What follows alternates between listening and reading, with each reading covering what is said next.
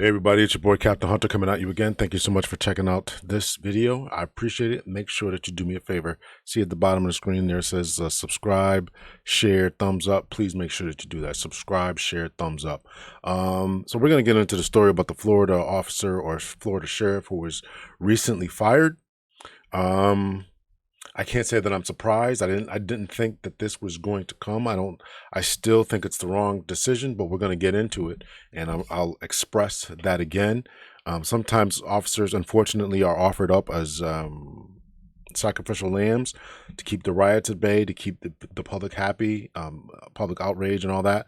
But this is Florida, and there is, on one side of the coin, you have officers who you have the public who is very much a very pro-gun state. And on the other side, you have an officer who is in this situation trying to do their job. And there's a balance between safety and freedom.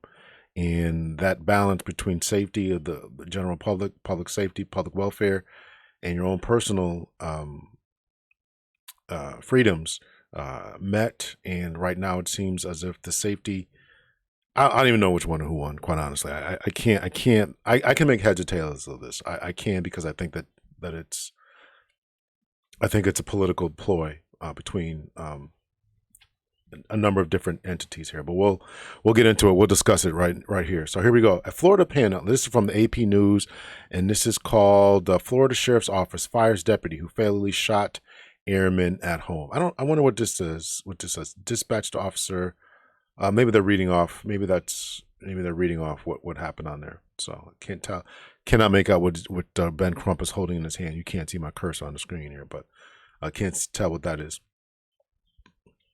A lawyer for the family, a lawyer for the family of Roger Fortson said Thursday that body cam footage and police radio traffic from right after the shooting reinforced their assertion that the deputy was directed to the wrong apartment.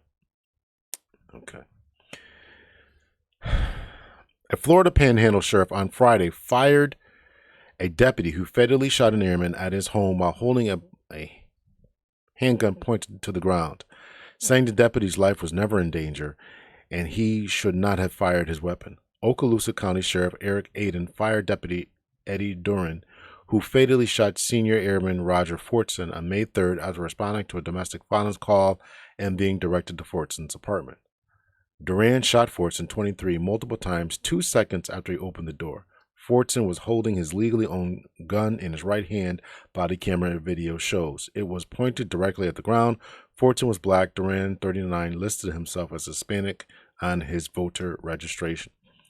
A sheriff's internal affairs investigation released Friday concluded that Mr. Fortson did not make any hostile, attacking movements, and therefore the deputy's use of force, deadly force, was not objectively reasonable. Outside law enforcement experts have also said that the officer cannot shoot only because a possible suspect is holding a gun if there is no threat. And I'm going to read through that. I got it over here already queued up. We're going to read through that. I did a video already addressing this aspect about whether officers can shoot and different experts and why they agree and all that. And I'm going to go through the objectively reasonable ideas. Now, I think in any place, right, you can fire someone for good reason or for no reason, right, if they're not meeting your expectations. And I think that this is the case. This is the path that this officer went down. This sheriff went down. This tragic incident should never happen, Aiden said. The objective facts do not support the use of deadly force as an appropriate response to Mr. Fortson's actions. Mr. Fortson did not commit any crime. By all accounts, he was an exceptional airman and individual. Okay, so let's. I'm going to pause right here, and I'm going to let's read this part. I think this is important. No criminal charges have been filed, but a Florida Department of Law Enforcement investigation is ongoing. Duran did not return a voicemail left at his number listed to him. Email and phone messages seeking comment from his attorney John Whitaker were not immediately returned. According to the Internal Affairs report, Duran told investigators when Fortson opened the door, he saw aggression in the airman's eyes. He said he fired because I'm standing there thinking I'm about to get shot. I'm about to die. I'm not exactly sure that was the best use of verbiage. But I'm sure he was directed by his lawyers and what to say, or if they had a union, I'm sure that they were part of the crafting of any type of statement that he would give, both to an internal affairs investigator and the Florida Department of Law Enforcement. So that's the way that goes. So again, I'm going to reiterate this again. The standard has always been, and listen, these things always change, right? So the standard from yesterday could not be the standard for tomorrow, for today, and it may not be the standard for tomorrow. But the standard has always been, that the view of the use of any force, up to and including the use of lethal force, has been what would a reasonably trained officer do in similar circumstances. That has always been a standard. So if you have 100 officers, you put them in this scenario based on their training, based on their experience, based on all that, how would they perform? And I'm telling you, even the officers who more than likely were part of this internal affairs investigator would have done the same thing. Would have done the same thing that this officer, this deputy would have done in the same circumstances. Again, here's the scenario, right? Close your eyes and put yourself in this particular circumstance. The officer has been dispatched to a potentially violent scene in which there's instances of potential violence going on. He talked to a witness who told him that they had heard something that day, and a week ago they had heard some violence. All of this is building a case, or what I call the spider sense and situation awareness, that the officer should walk into the scene.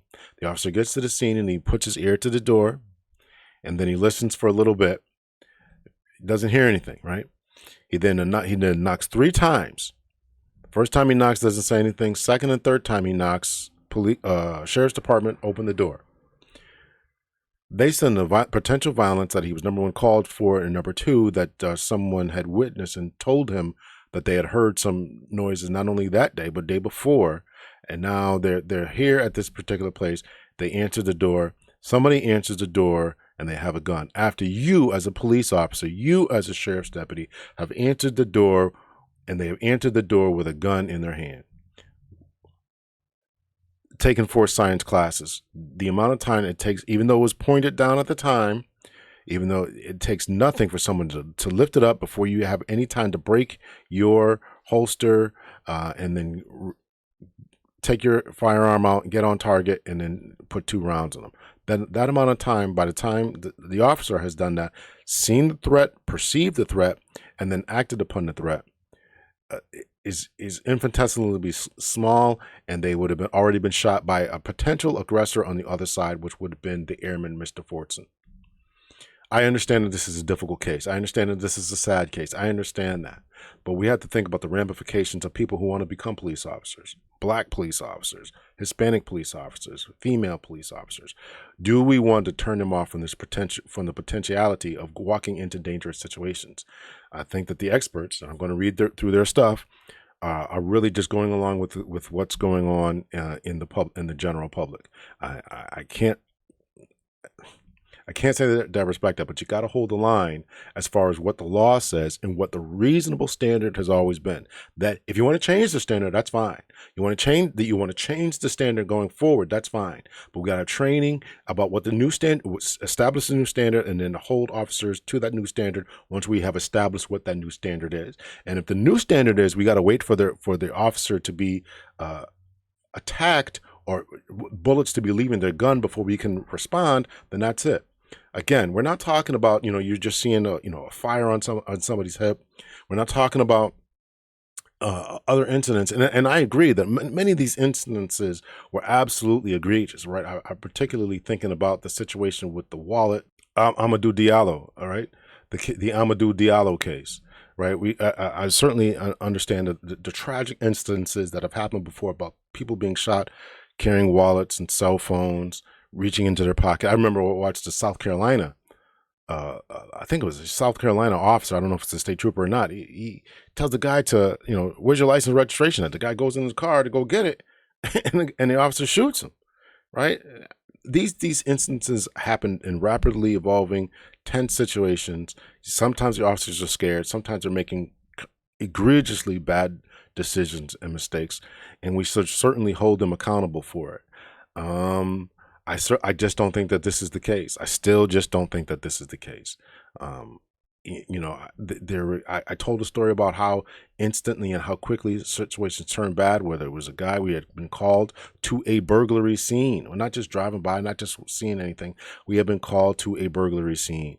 The man had called the police, said somebody's trying to break into his house. We get there, and now this guy, upon our arrival, runs outside with a gun pointed at what I saw to be my partner. As I'm yelling out "gun," breaking my holster to get up on target and yelling out "gun," he puts up his hands and says, "Oh, whoa." Listen, these things happen rapidly. They happen in very, very tense circumstances. And putting myself in this officer's position, certainly I wish that he would have waited. I wish that he would have said, "Drop the gun." I wish that he would have said, "Man, do something besides just firing." Yes, I wish that, but I can't see any criminal conduct. Now, is he going to get his job back? I don't know. I don't know if he's going to get his job back. I'm sure that there was some type of deal that was made, and it's really, really going to be interesting. So let's continue on with this article.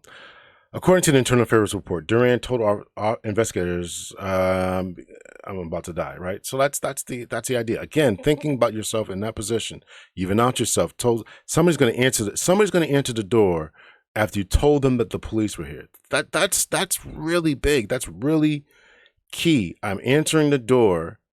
Somebody's going to come to the door with a firearm after I've announced my presence twice and banged on the door 3 times. Is it him or me at this point? And I need to act as opposed to react, he told investigators. I think that's correct.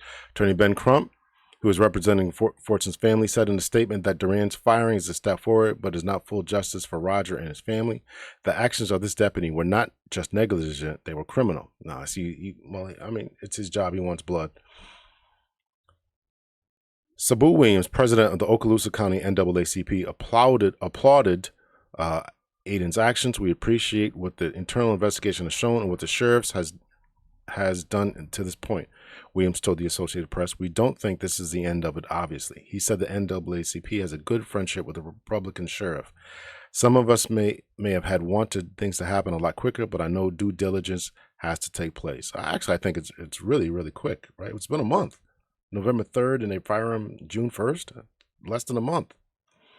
Some of us, Duran is a law enforcement veteran, his career beginning as a military police officer in the Army. He was hired by Okaloosa Police Department in 2015.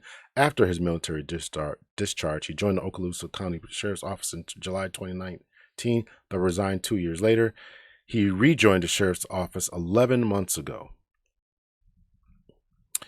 The apartment complex where Fortson lives is about 8 miles, 13 kilometers from Herburton Field, where Fortson was assigned to the 4th Special Operations Squadron as a special missions aviator, serving an AC-130J Ghost Rider gunship. One of his roles was to load the plane's 30mm and 105mm cannons during battles. He earned an Air Force Medal with combat service, which is typically awarded after 20 flights in a combat zone for his conspicuous valor or achievement on a single mission. The events leading to the shooting began shortly after 4 p.m. on May 3rd when a tenant who lived near Fortson in Fort Walton Beach, Elan Apartments called the management office to say she heard what sounded like an argument coming from his apartment. Again, this is all building up to the officer's state of mind and what he sees in that moment, not with the benefit of hindsight. The woman, whose name has not been released, told investigators after the shooting she believed Fortson was in a relationship because she often heard a woman's voice coming from the apartment. She said she heard previous arguments, but none like the one that Friday afternoon. Before, it was just usually banter back and forth, she told investigators. Nothing was ever to the extent it was on May 3rd. She also thought a child was present. But Fortson, who had no criminal record, lived alone and had no guests that afternoon. He was on a video call with his girlfriend. That could have been what she heard, them arguing, in the video call, especially if it's on speakerphone, depending how loud the iPad or tablet was. who told investigators that they had not been arguing. She said Fortson was playing a video game. An apartment complex manager called the sheriff's office at 4:24 p.m., and Duran arrived 3 minutes later. He met the manager in the parking lot, and she directed him to Fortson's fourth-floor apartment, telling him there are frequent arguments, body cam video shows. Again, more building of the to the potential state of mind that the officer was dealing with. However, 911 records show deputies had never been called to Fortson's apartment previously, but they had been called to a nearby unit 10 times in the previous 8 months, including one for domestic disturbance. This is where Ben Crump is getting his information from, or formulating his opinion, I should say. When Duran arrived outside Fortson's door, he stood silent for 20 seconds outside and listened, but no voices inside are heard on his body camera. He then pounded on the door. I wonder if they're still doing forensics on that, on a body camera. I wonder if they're still doing that. You know, because when we listen to it, if you watch my other video, there's tons of birds chirping and all that kind of stuff. So he then pounded on the door, but didn't identify himself. He then moved to the side of the door about 5 feet away, 1.5 meters. He told investigators he feared that the person inside might fire through the door, open the door, and push him over the rail and to the ground about 40 feet, 12 meters below. That is certainly what officers are trained to do. It's what we're trained to do. He waited 15 seconds before pounding on the door again. This time he yelled, "Sheriff's office, open the door." He again moved to the side, and muffled voice can be heard on the video. Duran said he heard someone cursing at the police. Less than 10 seconds later, Duran moved back in front of the door and pounded again, announcing himself once more. Again, this is the same. I haven't even read this article. I'm reading it along with you to give a fresh reaction. This is the information that we have thus far. And if you're an officer in this position, you got to make a judgment call, and you got to make it now. When the person opens his door and you see a gun, right? Somebody, you can hear, if he's saying he hears somebody cursing at the police, if that's what you hear. Again, I wonder if there's some forensics analysis that they can, squash some sounds and all that kind of stuff to really try to determine what was being heard. I wonder if that's still going on with the Florida law, with the Florida state. Less than 10 seconds later, Duran moved back in front of the door and pounded again, announcing himself once more. Fortson's girlfriend told investigators that the airman asked who was there, but did not get a response.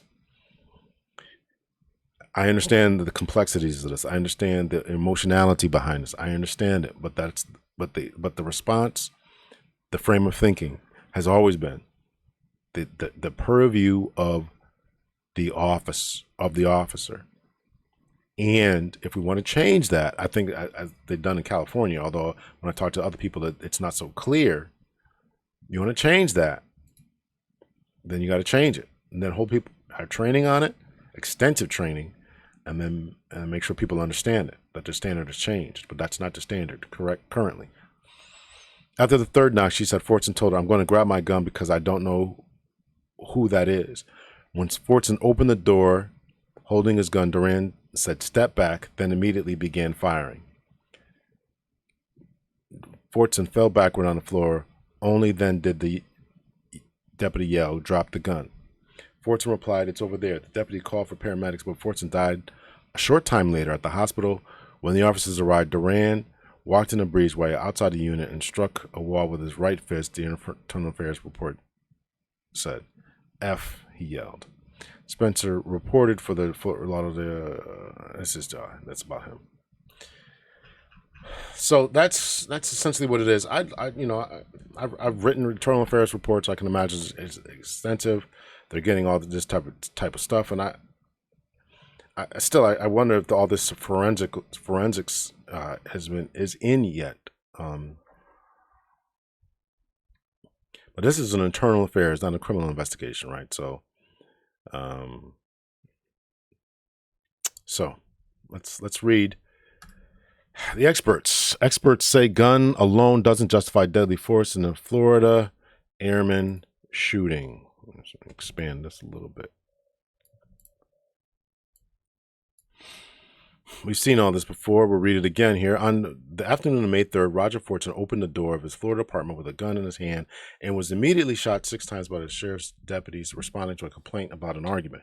Fortson supporters point to the deputies' rapid decision to open fire and his mere presence at the apartment. When the Air Force senior airman was apparently alone and FaceTiming with his girlfriend as proof that it was blatantly unjustified killing and that the latest tragedy involving a black American being shot at home by law enforcement. Authorities, meanwhile, have seized on Fortson's holding a gun when he answered the door to cast the shooting as a clear-cut case of self-defense for a deputy confronted with a split-second life or death decision. That's the standard. Investigators will consider these facts when deciding whether to charge the deputy in a case that reflects the realities officers face every day in a country where millions of people carry guns, including Florida, one of the largest gun ownership states. Policing experts say Fortson simply holding a gun when he opened the door wasn't enough to justify the use of deadly force, but investigators will also consider what information, this is key, but investigators will have to consider what information the deputy knew when he responded and whether Fortson showed any behavior indication that he posed a threat. That's all going to be relevant and key and should not be overlooked as to what he knew, what he believed, what he thought, and the reason that he's there, and amount of cooperation, and he knocked on the door 3 times, and he's been here before, that the apartment manager, as we saw in the video, said that a week or so ago there was some kind of crazy noise and all this kind of stuff. And then when you respond to the door, this is going to be huge. This is going to be the big key. When you announce your presence, it wasn't like he just knocked on the door and somebody just opened up the door, but he announced himself, police, and then police. And then when somebody announces their presence and say the police are at the door, and you respond to the door with a gun. I'm placing myself in that position because I was there 100 times, 1,000 times. I was there 1,000 times knocking on the door. I can remember one time. It's so ingrained in me that I still do it now. And 5 years into five years into retirement, I still do that. People still ask me, has the training gone away yet? For me, it hasn't. And I can remember when I was really, really new on the job. I go into my friend's house. It was me and my friend, and we had gone to their parents' house. And so, I go up to the door, and I go up to the door, and I was so used to looking into windows and stuff before to see what was going on. So I knock on the door, and I step back off the porch, and she opens the door. She's like, "Why are you standing back there?" And at that point, I had to be standing 20 feet away. because my training was to get an entire view of the door, of every door and every window. So I backed up enough so I could see every single window in the house and the windows on the side, so I could see. That was just the way that I thought. And at this time I was on the job 5, 6, 7 years, something like that. So this is the training that they get. And so it doesn't go away. And so now that in that particular case, the story that I'm telling is that it becomes ingrained within our teaching. Also, the part about stepping off to the side is also there. And so once somebody knows, and the officer in this case would have every reasonable rationale to think that the person on the other side of the door knows who it is. I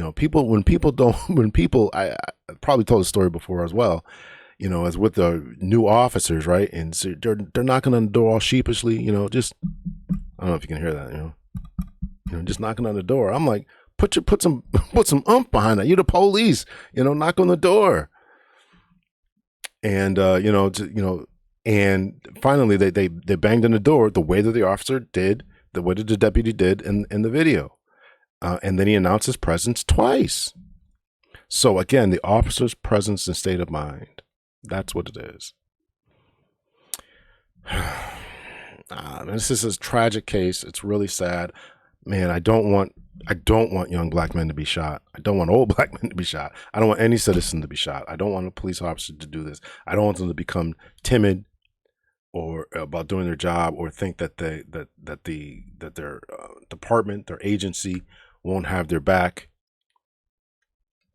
But this is being fired. Sacrificial lamb, man.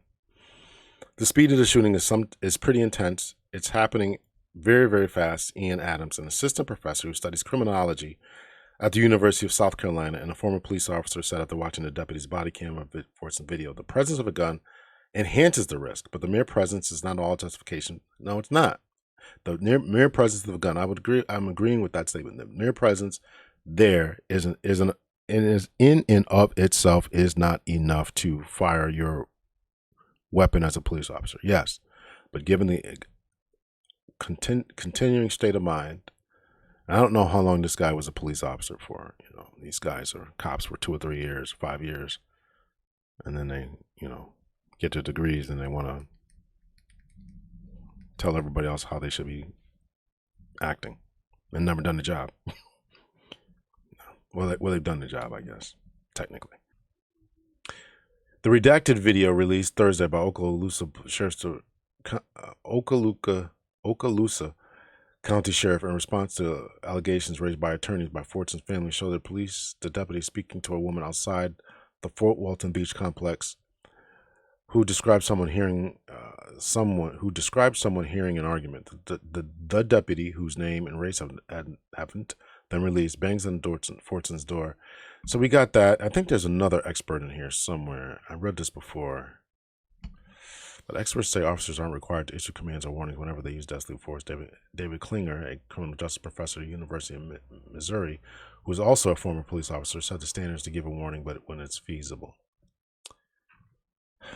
So I went through all that already. So this is why they disagree.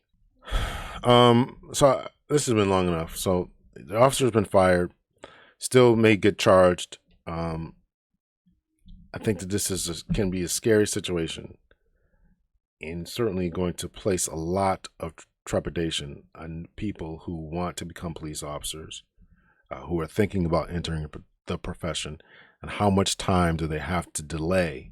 How much time is here's a question I want to ask. How much time is an acceptable delay before we know for certain? I think that that's the standard in California, that we know for certain. I think it's the standard that we know for certain. It's unfortunate, man. It's unfortunate. I don't like this type of stuff. I don't like it. Anyway, I mean, this is what I do, you know, when I'm called to testify or anything like that, but you know, I don't know. Well, I do know. This is what I do when I'm called to testify and all that. So, but this is really, really problematic. This is really problematic, and I'm curious I'm going to try to keep a better eye on this, to follow where this goes, whether this guy gets his job. But doesn't even want his job back. He might just take a payment and be like, no, forget this. I'm not doing this anymore. He did a stint in the military, was there, resigned, came back. Maybe it's just time to do something else. Go to school, go to law school like these other guys, and get a job teaching and tell people that, you know, what they're doing is wrong for the safety of their offices and all that. Let me know your thoughts and your opinions. Hit that like button. Please subscribe. Hit the like button. Much love and peace.